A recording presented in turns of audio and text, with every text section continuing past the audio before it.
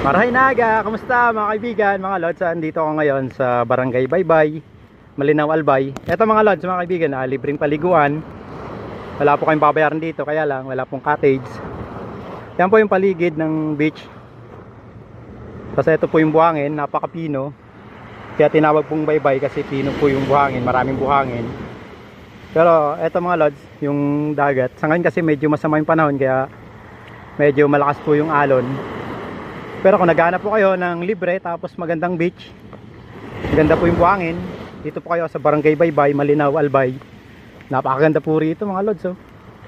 Konti rin po yung mga naliligo rito dahil nga po sa siguro walang cottage, kaya konti lang po yung mga nandito.